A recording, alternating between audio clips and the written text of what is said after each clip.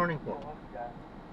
Mga kababayan naman sir, this is Jam, the Filipino channel ng inyong lingkod. So today is June 18, 2026 at tayo ngayon papunta dyan sa may P2P bus terminal sa may Trinoma Mall, Mindanao Avenue, Bagong Pag-asa, Diliman, Quezon City. At dadalhin pa natin sa may University of Asia sa may Ortiga Center, San Antonio, Pasig. Patay!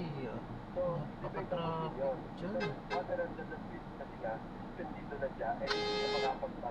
Tapos baba ng pamasahe, grabe naman ito.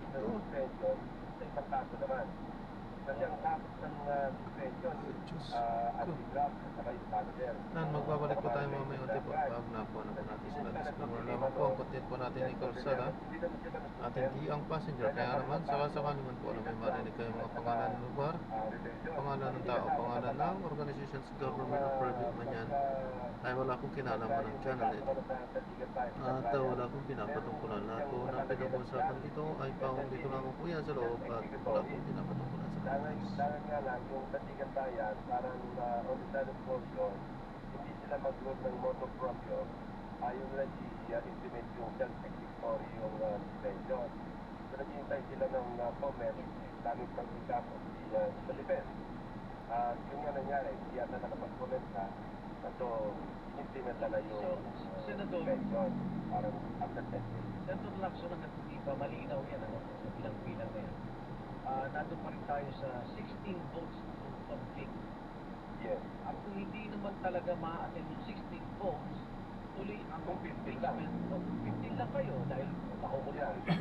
Tuloy pa rin na ni Ombudsman Remulla, di ba 10 yung hindi So hindi aabot na 16, tuloy pa rin ang impeachment trial kahit alam nila na hindi ma-achieve yung 16 to conflict. Tama ba? Yes, nandun yung absurdity. Ano tayo ng impeachment trial kung 15 lang yung senator judges na president at pwede bumoto? Ano tayo? Sabi ko, pabalik nila na, with a back to trial. So, lahat yan dapat mag-intervene ng Court Suprema kung i-re-raise. Halimbawa kami, minute-motion. At the proper time, ano, yung parang submitted ng confiscation lahat. Pag-motion ngayon at malamang gawin ito ng secret na, teka, galawin natin yung numero. Whether it's 15 or 16 or 17 or 19, ang senador na natin, pwede sila mag-motion sa court. So gagawa kami na ruling. Kung ang ruling namin, sige, dahil parang for practical reason, igalaw natin yung base number, ang maging base number na lamang 20, mababawasan ngayon yung voters, di ba?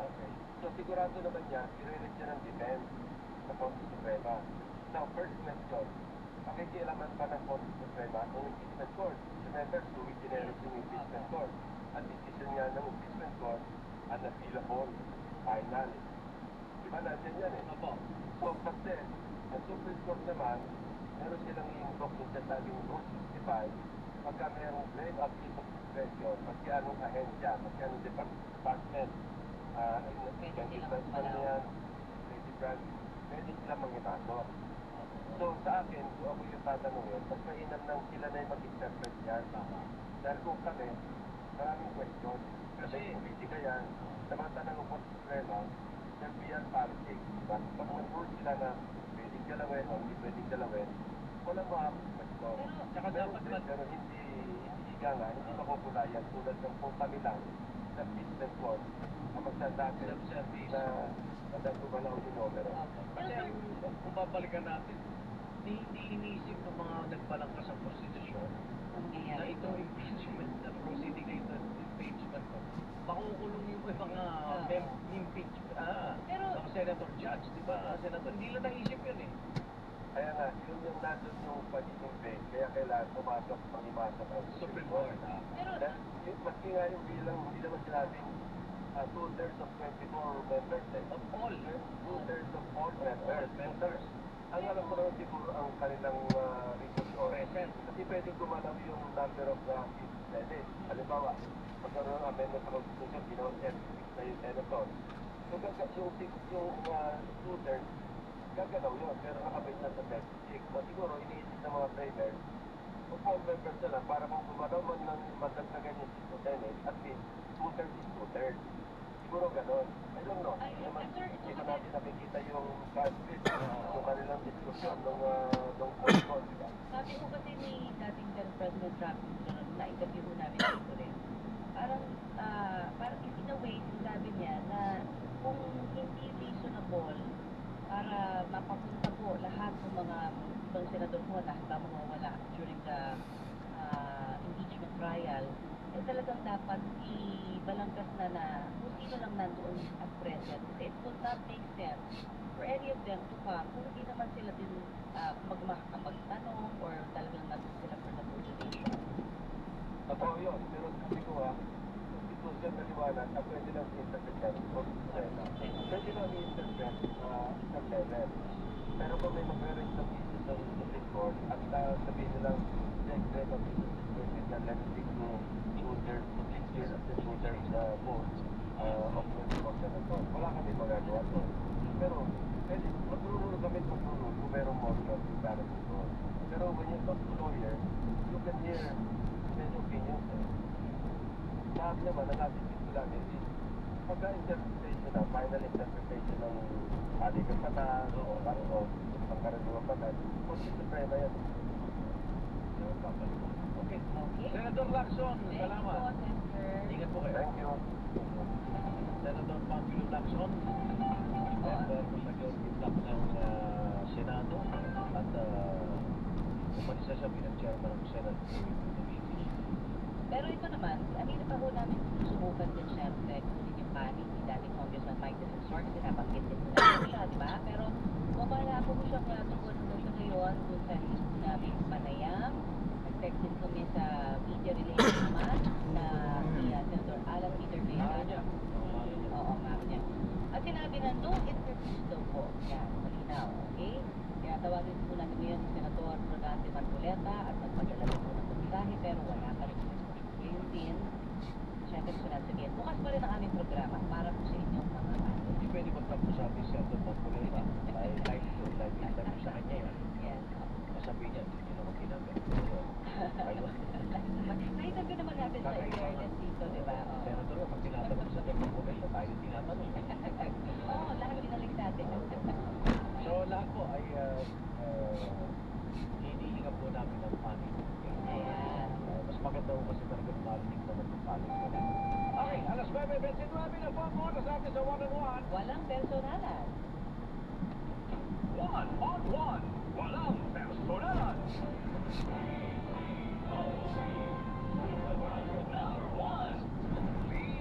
BBB, Pasita, Totoo.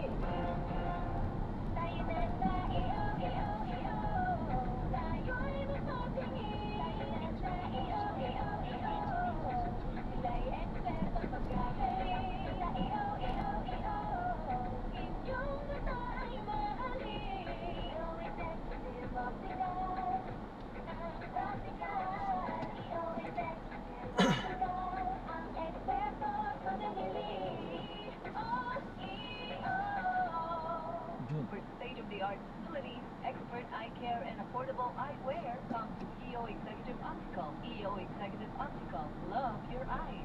Usapang negosyo tayo, alam nyo, dyan papasok ang Global Dominion. Kung kailangan mo ng dagdag puhunan, pwede mong gamitin ang registro ng iyong sasakyan bilang collateral. Laki Hindi lang. mo kailangan iwan ang sasakyan. Pwede mo pa rin itong gamitin. Project substandard. Talagang piniligan nila ang Italiano. May panahon po Million ang pinag-uusapan na noon pa, ha? Pangulong Rodrigo Duterte. Pero nagkaroon siya ng dalawang assassination attempt because walang kikipila niya. That is suicide na. Pero andyan po yung datos, makikita niyo. Mahigit na Nagkaroon pa ng 200 bilyon ang Senate pinag-uusapan. at House investigation. Yes, pero wala nangyari. Bilyon ang nawawalang pera din dahil may isang contractor ganun din ang issue ngayon. May isang Wala nga ng bago. nakakuha ng ganitong kontrata sa isang lugar May nakalusot kasi, sa di ba? Kapitulan na yung contractor asawa, yung anak ng isang government official, yung mga ganyan ba? 7 years ago na yan, di ba? Ang nangyari. Pero pinag-uusapan dito 332 billion pesos. Anong kapareho lang yun din, di ba? Yung sa mga... Tumaas na po. Mas tumaas pa nga. Kaya dami dito. 30%. Sabi nga ngayong panahon ng tag-ulan, tayo ay manunumbalik na naman tungkol sa flood control issue na yan.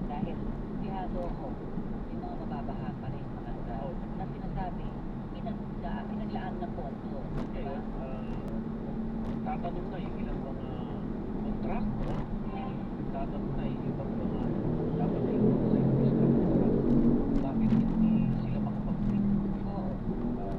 Paano public works and highways, kailan daw umpisa ng bidding nila, dahil hindi sila kaya yung binigay na ano. Di ba binabaan yung ano, masyadong mataas daw yung overprice yung mga Overprice, materials. oo. Ang laki naman daw ang ibinaba. Lalo silang public materials supply at wala rin silang kikiyain. Okay, alas 9:49. Pag-usapan natin yung ekonomiya kanina. Ito nga, peace deal ng Iran at US, pero ang epekto sa presyo ng petrolyo, sabi mo mga isang taon pa. Taon pa. O sa susunod na taon. Sabi, no? Si Professor Emmanuel Leico, Economist, Senior Fellow, Center for People Empowerment and Governance. Sasalitin natin. Professor Leico, Ethan at Tony, magandang umaga Good po. morning po sa inyo. Good morning, Igan and Connie. Ito na ito ang effect ng Sabi namin, hindi bukas, magtinong tayo ng peace deal, pero yung epekto nito sa petrolyo ba? Dahil yun ang kagandang Yes. mabubuksan itong Strait of ano. Hormuz. Oo. Agad-agad ito ang mararamdaman natin, Professor Leico. Sa totoo lang, dapat mo agad-agad yan. Kasi ngayon na nakikita ko yung Brent prices, less than $80 per barrel na. And ano yan, immediate yan. Siguro po, dapat next week, susunod na mag-announce na magkano ang presyo. Dapat po magre-reflect na yan. Unti-unti daw, sabi ng DOE. Until next year, baka maabot daw natin yung 60 pesos per liter ulit. Hindi po makatuwiran yan dahil kung tumaas ang presyo, agad-agaran po sa following week tumaas. Tumaas agad din. Mabagal. Pero bumaba. Dapat agad din. Agad-agad dapat din. Ay, dapat po. Marami ng kumita din sa pagtaas ng presyo. Pero Professor Leico, sinasabi nila kasi ang dami daw nasirang infrastruktura Ayun din. sa pag-produce ng langis. Ay, totoo po yun. Marami po nagkita. Pero ang reckoning po yan, magkano po ba ang presyohan ngayon ng bariles ng langis sa merkado? Ngayon, nakikita natin, $78 per barrel. Ay, tayo. Yan po sa 100, 110 na nakikita natin. So, ay po, agad-agaran yan. Totoo po yun. Maraming nastruktura ang nasira, pero ang presyuhan, reflected na po yan doon sa nakikita natin sa world prices na pinapataw ngayon. Marami naman sila na impact. So, dapat po mag-reflect na yan next week. Ito kaya yung ating forex, mabawi kaya yung piso sa dolya? Ay, meron din po yung epekto. Kasi po, ang tinatawag, kung ako nagkakamang, dapat din ng Bangko Sentral na imported inflation. Yung dahil sa pagtaas ng presyo ng mga binibili natin sa labas.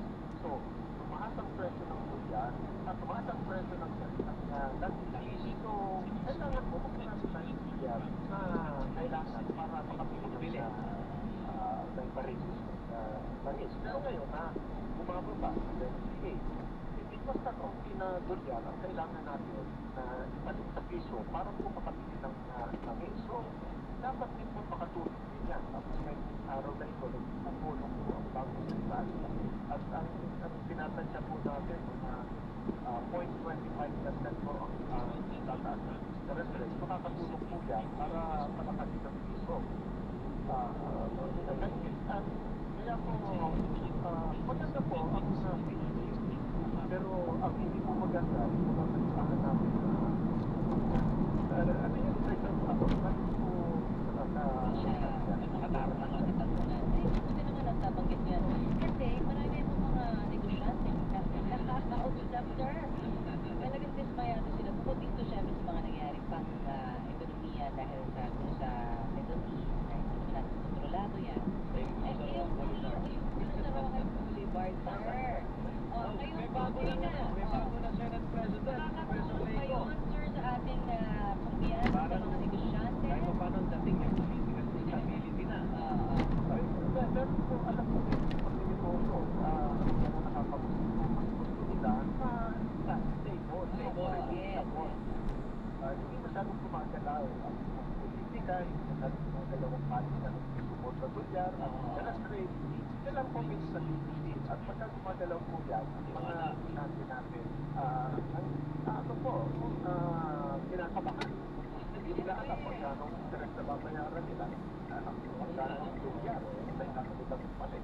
So, ang maganda po ay magkaroon ng kasiguruhan ang Senado, ang Kongreso, yung impeachment, lahat po ay sa yan. Pero makakatulong kaya yan doon sa aming survey kasi Magtitiwala silang mamuhunan. Alam na nila paano sila kikita, di ba, Professor? At tama po yun, yung tiwala, napakalaking factor. Yan po mamuhunan. oo. Yung syempre ito sa mga negosyante, sir, di ba? Pero yung mga gustong umalis, 57%. Oo nga. Di ba? Gusto nang umalis ng bansa. Yun ba yung... Tapos bumaba pa remittance. Yun nga. Yun nga yung susunod ko Oo. tanong. Yung remittance natin mula sa ating mga OFWs, kung paano? Kung, sabi niya, kung madadagdagan ang aalis at magtatrabaho sa ibang bansa, baka makatulong naman sila. Ay, nakakatulong po yun. Dapat nung unang ginawa yung constitution ng ating mga migrante sa labas, pansamantala lang po yan, pero may permanent na. Ayun na nga dito, 57%. At naging parang extension ng ating economic system. Yung remittance, matatagalan bago bumabago. Nakakalungkot, nagwawalay-walay ang pamilya natin para makapagtrabaho po. Diba? Totoo po yun. Yung social cost ng ating pong migrant-based labor policy. Pero sa kabila ho ba ng mga nabanggit nating factor, naging matatag pa rin po bang ekonomiya ng Pilipinas, Professor? Ay, sa palagay ko po, hindi na tayo sumansad ang ating paglago. Naging parang 2.8% ang GDP growth rate natin, mataas ang ating inflation, pagsak ang ating stock exchange, pagsak ang ating piso. So, napakahina po. Sa aking palagay, yun po ang ating Ano po ang pwedeng gawin ng administrasyon? Sabi ni Para Pangulong Bongbong Marcos, huwag tayong mapagod mahalin ang Pilipinas. Hindi naman Pilipinas ang hindi natin Ano, pinapamahal. Professor? Sapat ba yung pagmamahal sa bansa? Hindi, yung 2.8 na makahabol within the next few years po ni President 2 years, halos na lang. 2 years, oo. ay ang siguro po kapag bigay ng kasiguruhan ng ating pamahalaan na ang buwis natin ay hindi na nakawin at ang paggastos mo ating gagawin ay yung pong nakakatulong sa ating ekonomiya. Sa ngayon lang po, nag-report natin, napakasama po, napakalaki ng napakahabang oras ng ating mga mamamayan para lang po makarating. Hirap na, pagod na tayo bago makarating sa opisina sa ating mga pagawaan. Hanggang mapagod. Professor, salamat po sa mga pagpapaliwanag at unawaan namin ang nangyayari sa paligid. Ingat po kayo. Salamat po. Professor Emmanuel Leico, Economy Senior Fellow, Center for People Empowerment in Governance. Balikan natin yung napagpapa-evacuate sa mga residente ng isang condominium sa Quezon City kung saan nagkaroon po ng sunog kanina. Nagpapatuloy pa rin, Alan Gatos. Nagpapatuloy pa nga itong evacuation noong itong Tabad 3 ng dito pa pagtutito pa. At sa pinaka-uling information ay binigay sa atin ng mga arts and investigator ng Quezon City para hindi sa 29th floor nagsimula ang sunog puti sa tambak ng mga basura sa basement. Nakikita lang daw na parang umuusok doon sa pinakataas ay dahil sa merong pinakatubo na doon lumalabas ang usok.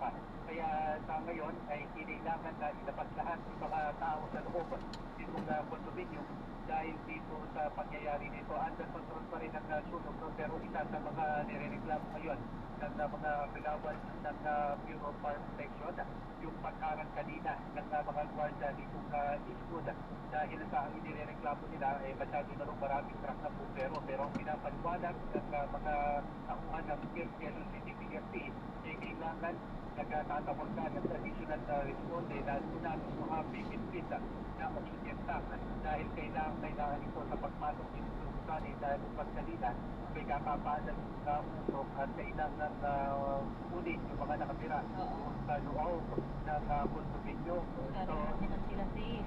Oo. para naman lahat ng safe eh. Kaya dito yung isa sa inireklamo ng ilang mga tapuan ng PNP na nag-report dito dahil sa hinarang pa sila sa mga gwardiya itong sa ngayon oo, hinarang dahil dahil nga raw Mag-emergency dapat. Pwede. hindi dapat lalo pa nagpapatuloy pa rin itong evacuation dito sa loob ng condominium. Alright, thank you. Ako talaga ng Jerry Radio dito sa Walpi, balitang totoo. Babay na po, bukas ulit, 9 to 10, one-on-one. Walang personalan, balitang hali 11 a.m. sa GTV. Abangan si Max Susan. Oras at 9:59 na mga kapuso sa DCWP. Walang kinikilingan. Walang pinoprotektahan. Noon lang ngayon. Servisyong totoo. Walang personalan. Number 1. DCWP. Balitang totoo.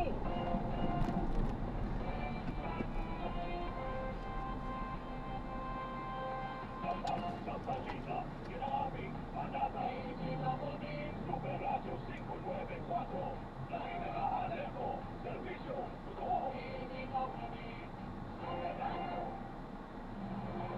Nananatiling number 1 sa buwan ng Mayo ang GMA Radio. Ayon sa AGP Nielsen Media Research, number 1 sa AM station ang Super Radio DZWB 594 na nakakuha ng 53.3% audience share. Number 1 sa FM station ang Barangay LS 97.1 na nakakuha ng 59.2% audience share. Hindi kami magsasawang maglingkod sa inyo, mga kapuso at kabarangay. Kaya naman lubos ang aming pasasalamat dahil numero 1 kami sa puso niyong lahat. Super Radio DZWB at Barangay LS 97.1 GMA Radio number 1. Para hindi mahuli sa mga balita, Miss G. sundan ang mga social media account ng Super Radio DZWB. Stop na natin siya. Maraming salamat po sa panonood. Hanggang sa muli, ingat po at yan. Ano po muna. Pansamantala po, tayo gagawa ng ibang video sa ating susunod na misyon. Paalam po.